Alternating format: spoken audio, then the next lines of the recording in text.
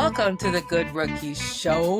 We are your hosts, Nelly J, and of course, Randy Holcolmb in the building. Thank you again for joining us for another episode. I know we've been kind of MIA. We apologize, but we're back with some really interesting topics this week on your Good Tuesday. So, Rand, before we get into the topics, I know you do the Run Daily show every day on X Spaces, Twitter. I still call it Twitter till this day. And you cover college basketball, NBA scores, breakdown, everything. Really cool topics. Relative to last year's March Madness, because, March Madness is ending.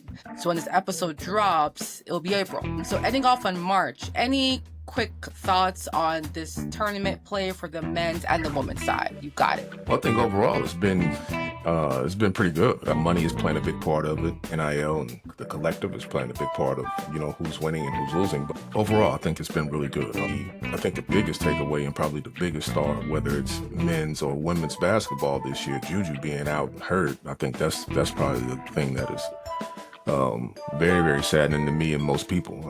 I don't know that there is a bigger star, but regardless of what the gender is, I don't know if there's a bigger one than her.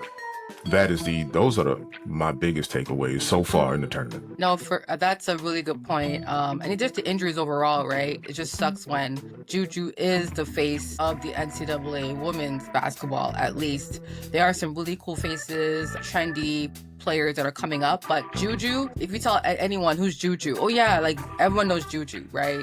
She's phenomenal. But yeah, her going down was a huge loss for USC. So let's see how far they can go. USC, let's see how, sorry, I'm rhyming over here. But no, thank you for that breakdown. And yeah, I agree. I think this year tournament has been really good on the men's and women's side. A lot of teams are better, I think, overall versus last year, the women's side and the men's side too. There are teams that people haven't seen in a while. Right, like both Michigan's doing well, like stuff like that. So Texas Tech, I did not have them in my Elite Eight. So certain teams I think are just doing really well, and I'm just excited as usual to hear about all these wonderful players, but also seeing how some of these guys, which I know you've already dropped the Run draft, right? Article. So please check that out. It's on the Run Sports website to check out who they think will be drafted and where. So as we go into our next topic, Rand, this topic was something I really wanted us to kind of just talk about. And I think this will not be the only time we're going to bring it up, right? We're going to probably talk about this topic again later on this year. But sports and politics. I feel like there's been a battle in this sports and politics realm for so long. One of the most common or remembered lines is "shut up and dribble," right? Now we go to talking when they're talking about players, talking about what's happening in China, right? Then we go to talking about, governors and people of politics commenting on who should be selected in March Madness. And I do want to quote two things before you comment on this topic. First, Robert Griffin III, he has some tweets that came out, right? And so I just want to kind of paint the scene here. So his tweet, and this was on March 20th, he said shows on TV should be about sports, not politics. Then his other tweet following that was, this tweet is not about Jackie Robinson, what he's done. And so he talks about, he said breaking the color barrier in baseball in itself is not political. Jesse Owens winning 4 gold medals in itself was not political.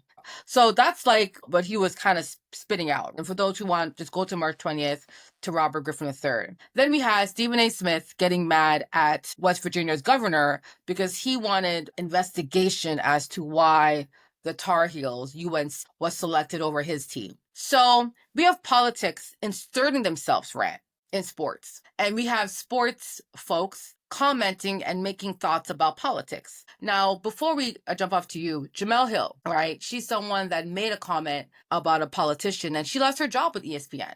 So I just think there's a little, it's like, is there a rule that we're not aware of, Rand, of who can talk about politics and who cannot? Is there something where if you are a person of color in America or Canada, certain things you cannot speak on because just shut up and dribble? Maybe I'm overthinking it, but Rand, what's your thoughts on this whole policing of sports and politics. And why do politicians think they can talk about sports when they want to? They show up to games, they're doing the things, but athletes cannot. You got it, Red. Man, this is such a broad topic. When you sent me this topic, it was one that really resonated with me. I mean, we can spend, I think we can spend hours talking about this and bringing in guests to talk about this. The reality is that sports have always been a microcosm of society.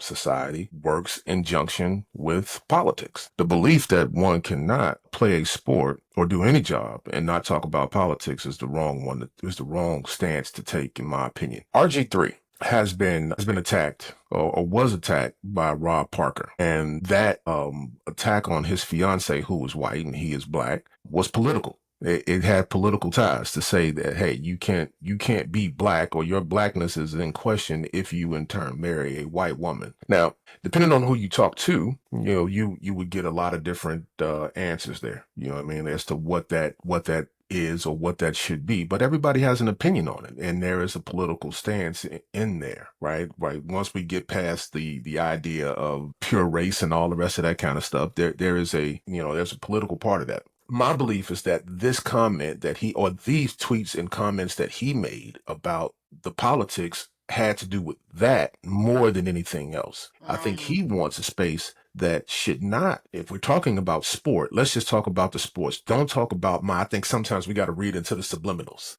Mm-hmm. Don't talk about my family, or what my wife will, who my eventual wife would be, and my family and my kids, and have them see that stuff 13 years from now. Because once the stuff goes viral, it goes viral.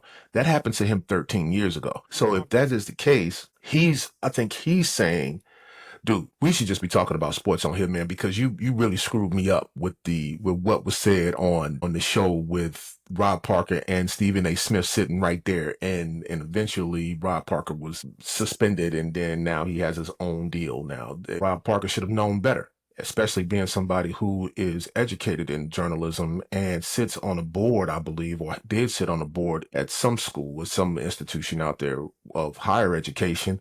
For him to say that, I think, again, is without merit, and teaches everybody that they can just say anything, and which is one of the reasons that it's hard for me to digest everything that everybody. Mm-hmm. So I think went deeper than just a Jackie Robinson statement. I don't think that he was necessarily trying to say anything to denigrate Jackie Robinson or.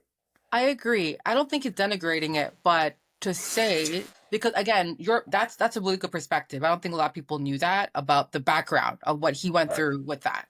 But now looking into sports, right? When black players were not allowed to play on courts with white players, and not just basketball, in every sport, this is a thing, right? We Okay. saw a lot of athletes, initial athletes who started into sports of that were white leagues. They were very light, like very light. And then eventually the pigment got darker and we saw Right. more and more. So to say that's not political, to say that, certain MLB teams not wanting black players on their pitch for a long time, how does that not be political, since that was a political stance back in America, where whites only, blacks only? That was a political thing. Mhm. So like you mentioned, that spewed into sport from its infancy. Right. Right. So that's why I'm kind of confused as to why he would say it's not political, because even the fist going up in the air, that's Mhm. political. And I Right. know the players, Absolutely the was. athletes who did that, they weren't doing it just to be cute. They Right. wanted to make a stance as to black power and the powerful influence of black people in America.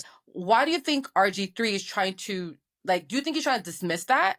Or is he trying to just play ignorant and say, hey, let's just kind of not talk about it? Because I think his history of sport, that's a part of it. And we can't change that. We can't change how athletes back in the 60s were treated Well, I or think 50s were you, treated. you're Yeah. talking about somebody who is, younger than you and I believe, and in that, I think that there's some things that he missed out on, right? I think, the way that my father and your father were raised and what they saw hardened them, and put calluses on them, that we could never understand. And I think that each generation, we're trying to get better, generation by generation, with these political stances, racism, prejudice, and all the rest of those things. All of those things have political ties.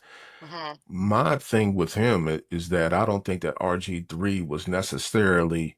I think what he was saying in a pure context, right, is right. Hey, sports show, sports talk. Political show, political talk. leave the sports out of your political show. But Okay. but the reality is that that cannot be. It's impossible. It cannot be. It's just But impossible. right. It's But I like think saying, that hey, cooking shows can't talk about ingredients. Like, what are we talking about? so what I think, in fact, I know, right, Mhm, Nelly, I know for a fact that his stance on that was a fire at ESPN first because they mhm, fired him. You know what I mean? It was a mhm, fire at Stephen A. Smith for sitting across from Rob Parker 13 years ago when he was attacked for eventually marrying a white woman. It was a fire at the idea of that he was called a cornball. When in fact, you know what the interesting thing about that? I was thinking about this earlier today, and as I was getting ready for the show, I was becoming more and more infuriated because Rob Parker is a cornball by definition of it all, right? So it's I think it's very, very difficult. If you listen to him talk, he don't sound like he's from Detroit. Now he's from Detroit, but he doesn't sound like he's from Detroit. You know what I mean? Like what is cornball? What is black? You know, do we expect Every black person to have the same personality, the same yeah, energy. Like, that's or the not same fair. look. Instead of having the plait, when RG3 had the plait braids, should he have taken those out and put in cornrows? Should he have Yeah. been walking around with a, you know what I mean, with I don't know, with as opposed to Gatorade? Should his one of his sponsors been St. Ives or something? Like I Hmm. was trying to, should it have been Hennessy? Should he is it Yeah. black? It's Is it black to the only time you can be black is when you're creating some sort of cognac line? Like that right there, I think is a miss judgment on Rob Parker's part. And I think that can cause someone who was just minding their business to be affected and then affect them later on with everything else that they say because they're trying to say, you hurt me. But No, that's a very good breakdown, and nothing to add there. I think you bringing RG3's perspective to light is important because we try to be fair on the show. I just want people to understand that, like you mentioned, like sports without politics does not exist. Like you cannot exist without the other. From the very beginning of any league, there was politics involved, right. right? In every league. So we can't now say, oh no, keeping sports alone is impossible. The second thing I want to talk about, and before I jump to my final topic on this conversation, is West Virginia governor being mad and holding a press conference asking the NCAA to investigate why the team didn't make it. Now, a lot of politics are fans of sports, and some politics played. We actually did the exercise. You have a really cool database of NBA players, and I saw a lot of those guys who played in the NBA or BAA or whatever back in the day. A lot of them are in politics. A lot of them have Mm-hmm, seats, the senators. Like, some of them are actually in politics right now mm-hmm, today. mm-hmm. So, or were in politics, right? They ran for seats. They were trying to be involved in politicians. So the West Virginia governor ran. I feel like I feel like it's happened before. I forgot which other governor. I know every other year some politician comes out and says, our team didn't make it to March Madness. Do you think it's injustice? Now, quick question for you, Rand. Do you think the Tar Heels should have been selected for that or not? No, I don't think they should have Okay. been selected. It's So just that simple. yeah, and that's what I'm saying. That's fair. Which that means like his argument was valid. Right. But to hold a press conference to ask them to investigate, I feel like imagine every team held a press conference for them to investigate. That's just, even with like the college football playoffs, right? A couple years ago, we did a whole bacchanal because certain teams thought they should have made it to the playoffs in Right. college football, right? Right. So I just feel like, as I think sometimes the fandom sinks into a politician's heart, which makes them do things that they shouldn't be doing. But I do think he had a valid point. Just the way he went about it maybe wasn't the best. Using his trying to use his influence as a politician to get what he wants. I What are your think thoughts on that? Yeah, I'm gonna be the I'm gonna play devil's advocate with you for a second. I yeah, think that based on what this show is, what Good yeah, Rookies is, yeah. and how we talk, I think that we have to be careful as to how we say that somebody cannot call out injustice. An injustice is an injustice, and Hmm. whatever platform that you use to push that injustice, you know what I mean, is your business. If I have the ability, who's gonna hear him if he just stands on the street corner on Main Street and Second in whatever town in West Virginia saying, "Hey man, this shouldn't have happened." Now the reality is that what's his name, Bubba Cunningham, Hmm. sits on the board that selects the players. I mean, excuse me, selects the teams. He's Teams, on yeah. that board now. In selecting, if you know anything about North Carolina and their season this year, outside of stomping my San Diego State Aztecs in the first round, who probably shouldn't have made it themselves, if we're being quite honest. Hmm. The idea of putting teams in based on what they did in the past, again, it should not work, or it should not happen. I think some of these teams were put in because they're a heritage brand, UNC. Some of these teams have got the nod because they've had success in the past and they have a following. My San Diego State Aztecs, they Hmm. were put in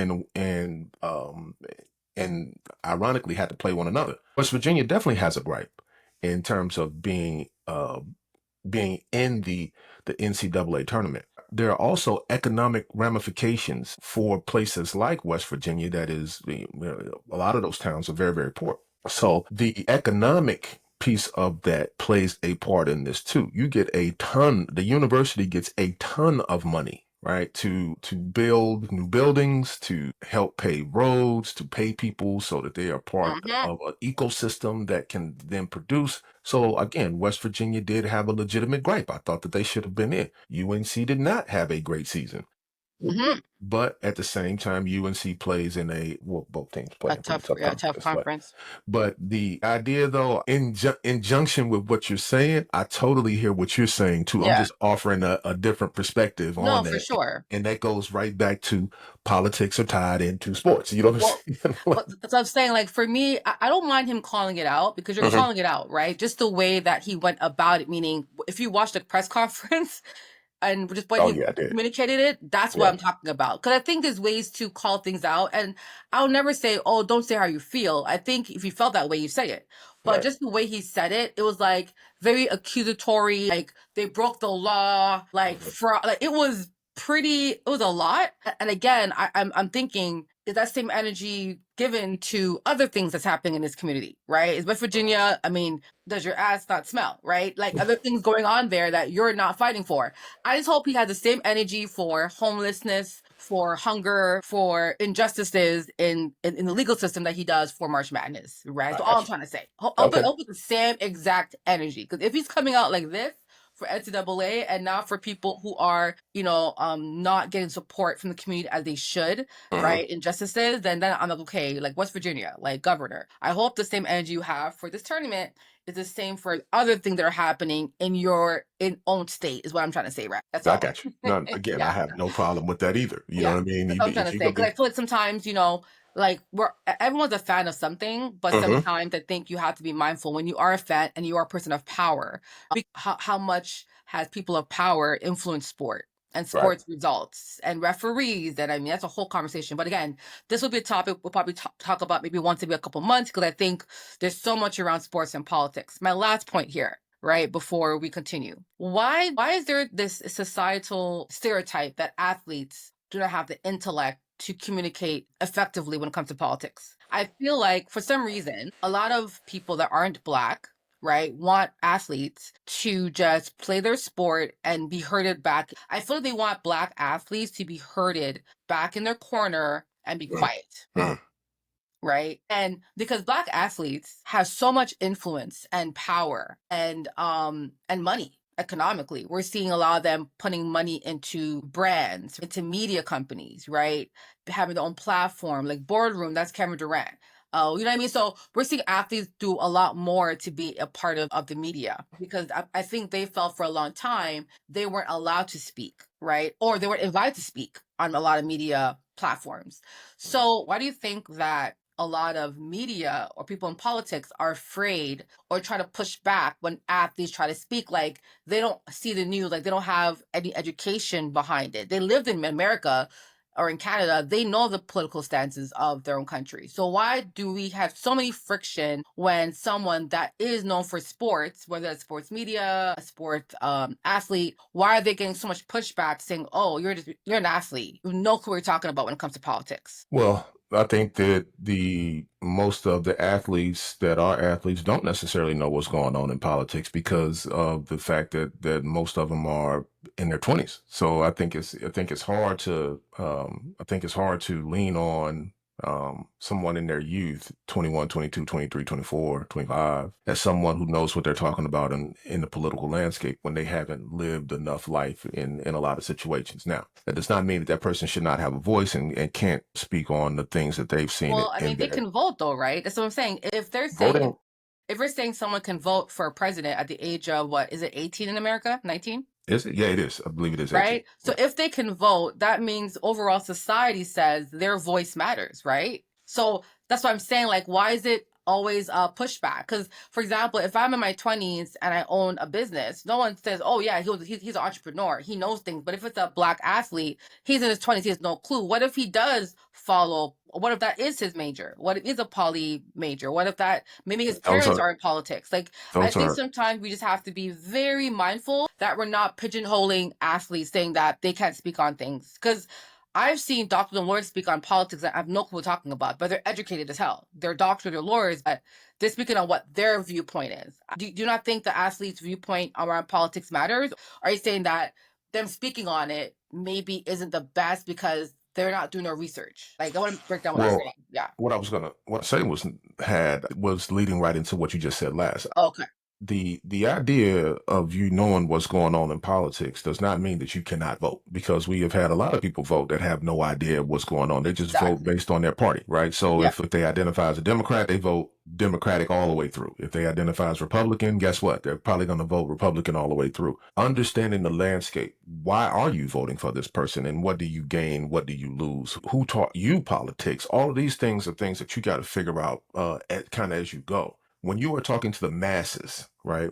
You have a obligation to know and study what it is you're talking about, and to some degree live what it is you're talking about. Now, there are some outliers. There are some players who participated in. President Trump is Yeah, the outlier because yeah, he didn't grow up in the political landscape, right? He was a businessman exactly. that got into it. Yeah. Yeah, I mean, there's some outlying situations like there's some, but when it comes to the layman, you know what I mean. And I would also say that even with President Trump, I believe that because of all the structures and things that he's built, I know for a fact that he had to deal with politicians in the way to getting their approval one way or another to build these skyscraping build. That doesn't happen without knowing someone in politics, or knowing, you know, the governor and all the rest of that kind of stuff. It takes a lot to get some of that stuff done. As it pertains to young black men or women having a political voice, I think that it's a good thing, and I think that as you go, it changes. I think that society, though, has painted, especially when it comes to the black athlete. Let's be clear. Most black athletes identify as Democrat, even if they don't know what a Democrat is. The only people that generally have problems with what they are saying are Republicans. They don't the ones That's that have. that is You see what I'm why. saying? And that's what I'm saying. Like, it's something where, because when we see NFL players have a stance on the Republican side, right? There's no pushback, only from the Democratic, believers, right? I call them Mhm. believers, or because that's what they are. But yeah, like, I just think that we have to keep it like fair, right? So if we see presidents and board members and doctors and lawyers and other professions are okay to speak on what they believe in and what they feel like, and I just think that, if an athlete wants to speak on politics and he's comfortable getting the pushback, or like you said, getting the response that he may get, go for it, right? I just don't like the whole shut up and dribble. You know what you're talking about. No, well, how do you know that, right? How do you know that he has no clue he's talking about, right? Because I think some people do grow up in households that, and one thing I'll say about this, a lot of black households, parents are political. They read every, like, my dad watches CNN and all those shows all day, okay? All day. So I feel like I know a lot because of him. I had no choice. Like, he just told me everything, right? So I just think sometimes thinking that someone is younger doesn't know what's going on because of whatever. I think we saw, even from just the last election, a lot of younger people on TikTok, on Instagram are reading and researching and looking into these things. And I think it's something I encourage, because I feel like if you can vote from the age of 19, you have a responsibility as a voter to understand the landscape. And like you mentioned, people that are older and don't know what the hell they're voting for. They just say, okay, like you mentioned, I'm a Democrat, I vote here. I vote there. So I just think sometimes I want it to be more encouraging of all people, not just athletes, but everyone to understand politics and learn it versus just saying, if you're not this, you then there's no point. Just read up one article and vote. I want everyone to have a stance or understand what's going on in this world, right? So Well, that's my thing. I don't want to be like, oh, you're an athlete, so you don't, well, you're an athlete, just play your sport and don't worry about this stuff over here. You know what I mean? Well, I think that that's twofold, Nelly. I hear exactly what you're saying, and I agree with what you're saying. But I also know, as you know, with dealing with young athletes, having conversations with young athletes, having been Mhm. one myself at 23, 24, 25 years old, you're just starting to come into like, wait a minute, man, that isn't necessarily right. Now, the idea of voting, you have the right to vote. I also think that I think the difference between what you're saying about a doctor and a lawyer is that they don't have the platforms individually that a basketball player or a football Bingo. player would have. And that's We why there's get fear though, Rand. That's why there's fear from other groups you're of those absolutely athletes. right. You're Yeah. absolutely right about that. And in that though, I'm not even my concern about somebody else's fear is not really the issue. My concern is that when you do speak, when you have, because speaking is different than playing a sport. You know what I mean? So when you do speak and you have a platform, best be you have to make sure that what you're saying has validity. I think in sports in general, we have too many people who are on the couch or have a membership at the local Planet Fitness, you know what I'm saying? And they go in there and they with a wave cap on and then they play ball and then they come out and they believe that they're ball players and have the ability to speak on all the things that go into basketball without have never been, what's the word, trained or studied in Hmm. basketball. And they're, you know what I mean? And they're not good at anything in life. So here it is, they come over to the space of sports to speak whatever it is they, say whatever it is they want to say. I can't phony kick it because I hate when that happens. I hate when people Yes. come into the sport of basketball and you can tell that they have done nothing in their life, let alone something on a basketball court, and then come in and try to tell you what's right and what's wrong. And Hmm. then they have a platform. They build a platform on that. And because just like us, you can set up a mic and then start going in and saying whatever it is you want to say about sports. And there is no validity behind what it is you're saying. So whether or not it's somebody that is going back to the political piece, whether or not you are white, black, or whatever the case, just be when you do have a platform, when you can speak from an intelligent place is what I'm saying. Just don't get in just rattling off because we have Agreed. enough of that when it comes to sports, right? We have enough of that when everybody got an opinion about this and don't know what the hell they talking about. They just, well, I just don't agree with that. I just don't believe. How do you know what you believe in when you didn't do it and you didn't Hmm. study it and you ain't even good at what you do in life? So how is it possible that you can possibly have an opinion on something or have a platform and have a listening group? Because that's how we end up with misinformation. That's how we end up with facts turning into lies and lies turning into facts. We have enough of that, you know what I mean? Especially Hmm. across the political landscape.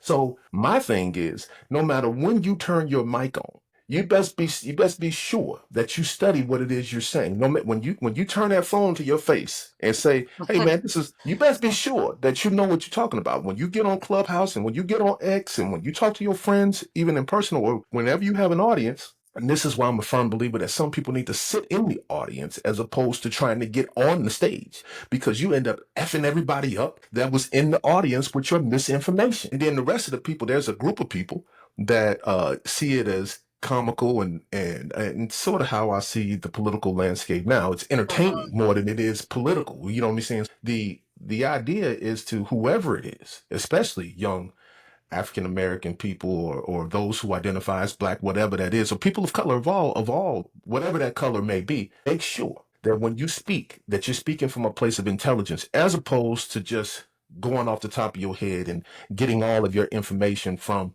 a Twitter source or excuse me, an X source or somebody else's misinformation without ever looking into how and why.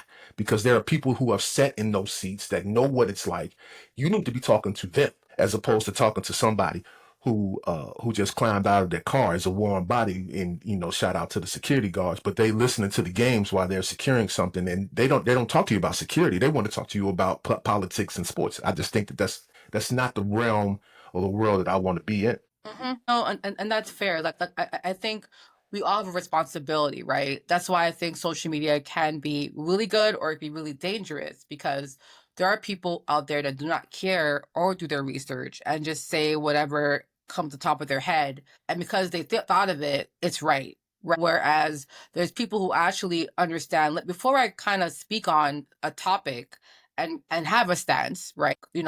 On my social media platform, let me make sure I know what I'm talking about, right? Exactly. And that's something I think we all have to be responsible for, but not just even on social media, but just in life. We Exactly. shouldn't be just saying things just to say it.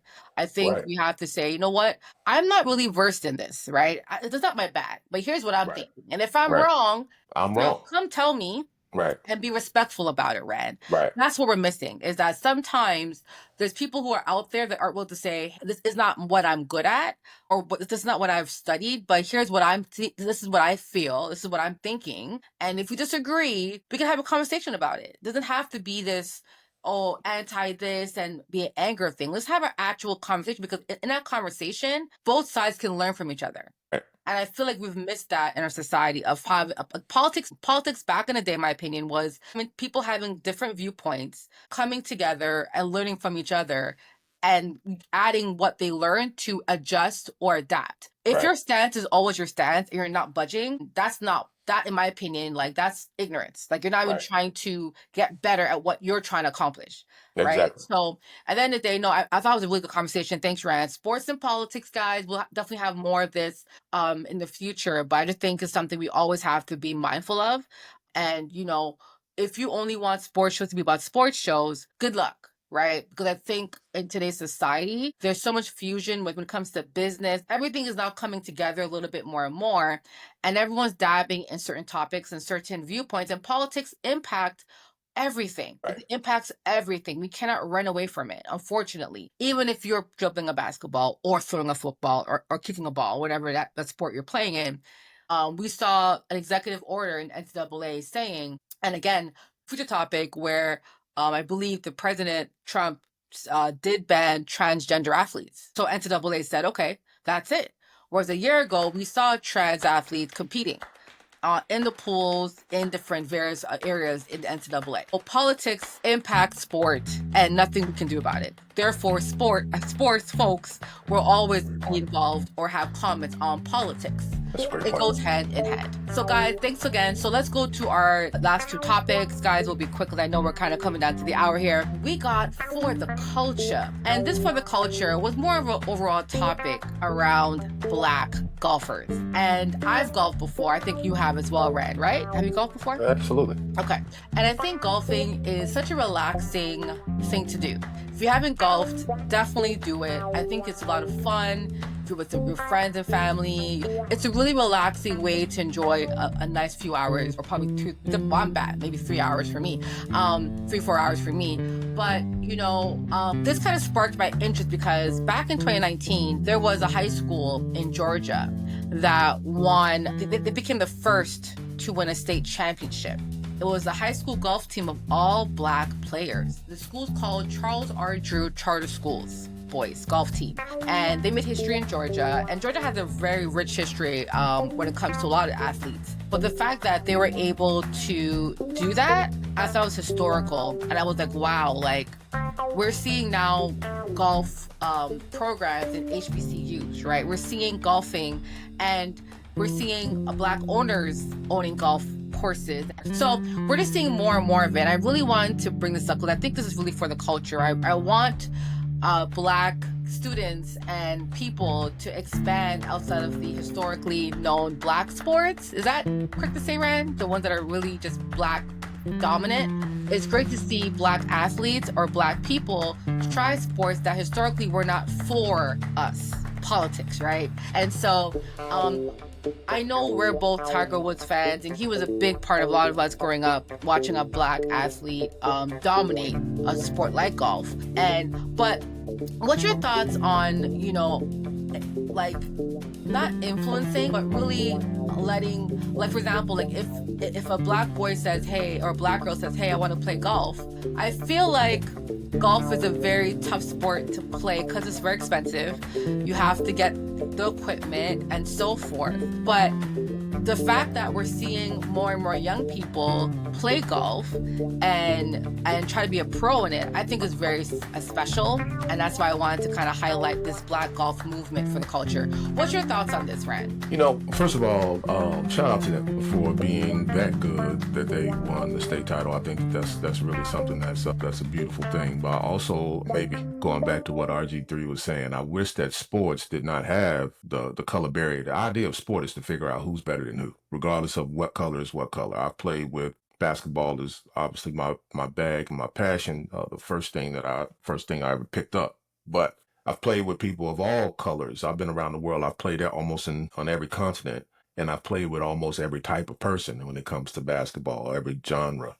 I don't know that there is. I don't know that sports should be a place where colors should matter, and that's why when you sent me this topic, it resonated in a real way. Those out there should look into the history of polo as well. There is was a polo player about 10 years ago, for 10 or 15 years ago, that was a monster polo player, and he was black, and it sparked my interest in polo, right? And trying to figure out how to raise money to put together a black polo team. Now, in doing that, I realized that the idea I shouldn't have to put together I should just go out and make sure that we fuse all of the players that want to do it or want to be introduced to it in, whether they black, brown, white, it doesn't really matter, whatever they identify as. Mm-hmm. Uh, I want to make sure that we don't people of color don't turn into the very thing that they are trying to fight. You know what I mean? I think we Mm-hmm. have to be cognizant of that we don't turn into some of those very things. I think we need to stay clear of some of that and say, hey, listen, if this group doesn't want us to be a part of it, then fine, we'll do it that way. We'll do it ourselves. And if we turn out to be all black, that's fine too. But if somebody that is brown or identifies as white or whatever that is wants to be a part of that, they can come over here and be a part of Mm-hmm. our situation as well. Yeah.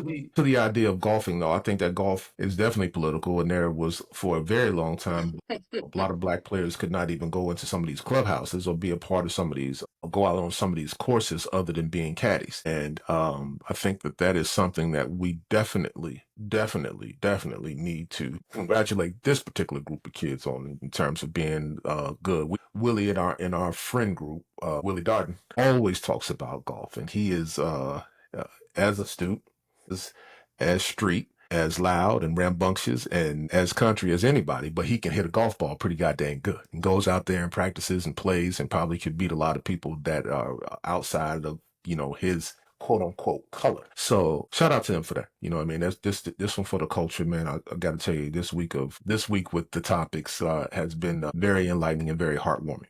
That's awesome. Well, thank you, Ryan. And for those who know Tiger Woods, right? I think everyone knows Tiger Woods. I want you to do some research. So there's some really amazing black golfers pre Tiger Woods that have won and Absolutely. were successful. So I want to shout out John Shippen. In 1896, he was an African American of Jamaican descent. Mo Faya, the first black professional golfer to compete in the U.S. Open.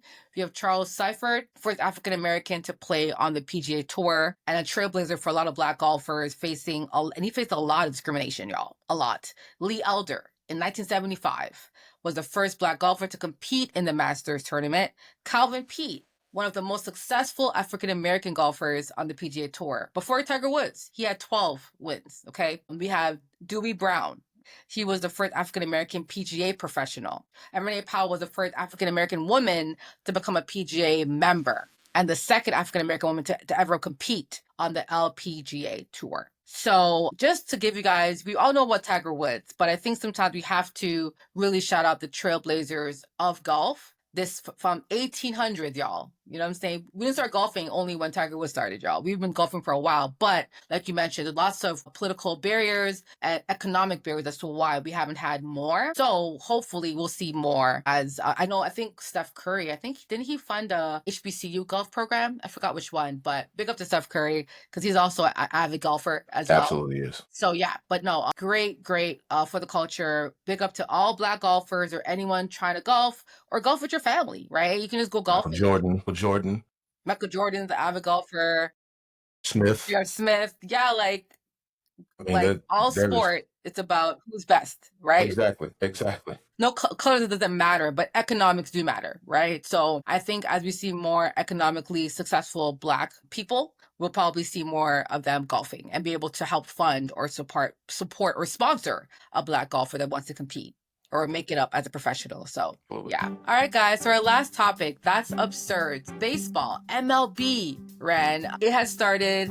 And I think, for all those who are MLB fans, baseball fans, it's great to see, everyone's back on the pitch, trying to, of course, make it or win a World Series. But I do want to talk about this absurd topic because it's absurd. And so the Yankees, for those who don't know, they've been probably one of those like historical, like just names, brands. Everyone knows the Yankee logo, right? But the Yankees will now allow their players, to have well-groomed beards. Apparently, George Steinbrenner, his father had this rule back in 1976, where if you're a Yankee, you can't grow a beard at all. And they just allowed them to grow beards, announced in February of 2025. That's absurd. As a man, what's your thoughts on this rule that was even in place in the first place? You got it.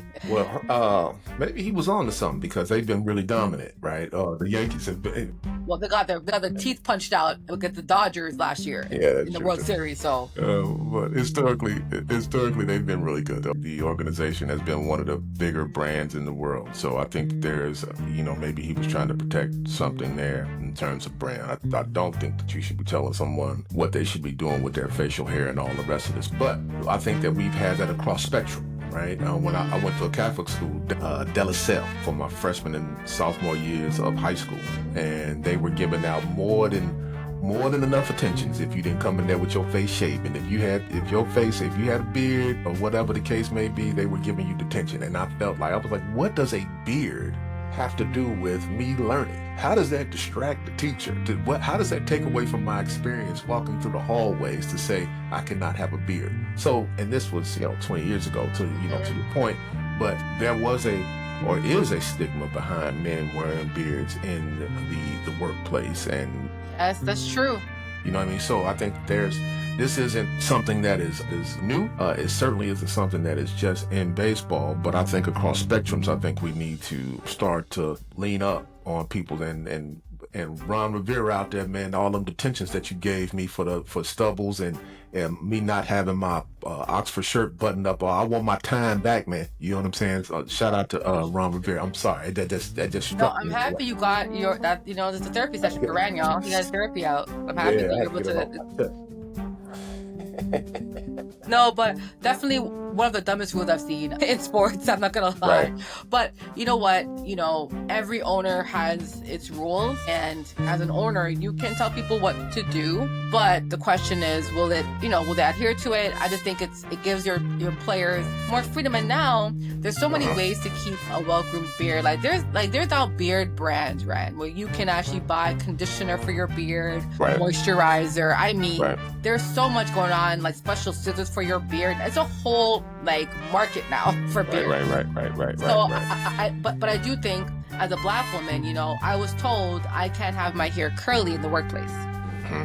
All It these has things. to be Yep. straight or Yep. tied back. Right. There's so much rules around how you look, how you appear. If you work for us, you have to look this way. You have to have this type of look, right? And so it's just crazy to me that in sports, we've seen the NBA you have to wear suits, right? The iconic moment of AI having his mom give him a cornrow braid up, right? At the game, right? So, Right. but I do think that, time is changing, and so should these rules, because politics need to change as time changes, right? Right. And we have to get better as humans, right? And get smarter. Just Right. because it was something we did back then doesn't mean it needs to be the same thing. So let's give us time to evolve. I feel sometimes we're so stuck. No, why change it? It's like sometimes let people change and be better. Let people learn, educate, and be better. Right. Right. That's why I think, forgiveness and laughing at these things, I think it's hilarious, because I think sometimes we're so rigid as, oh my gosh, I can't believe we were like that. Yeah, they were. They really were.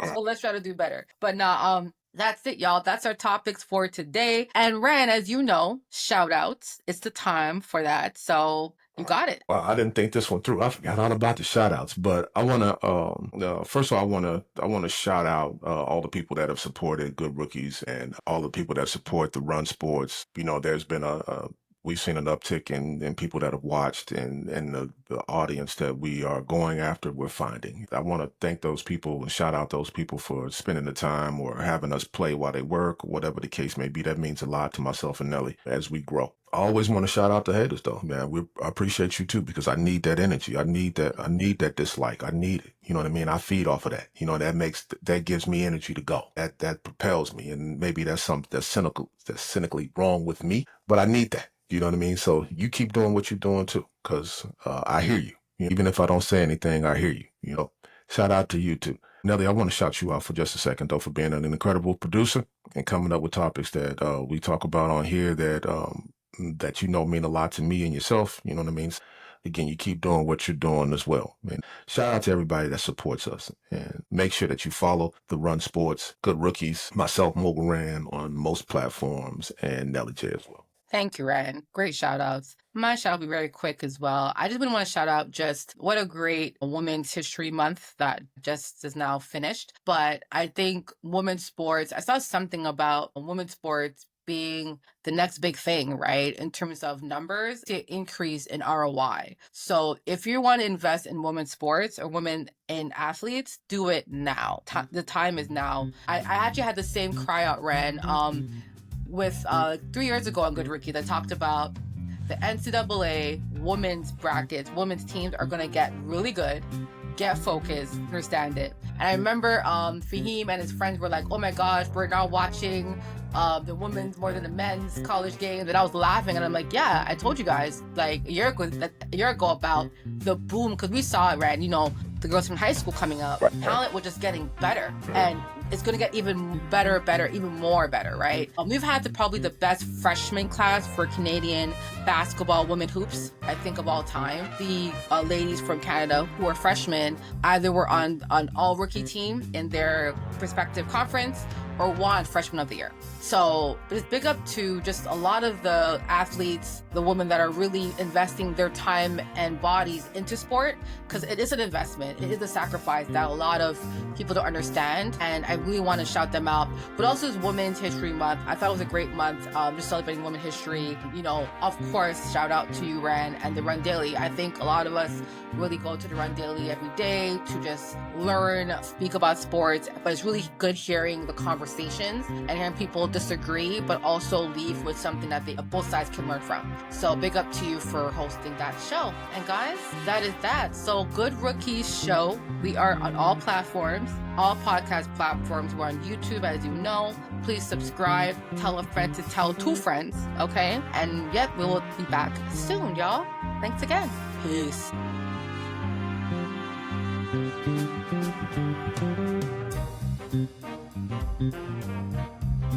Thank you.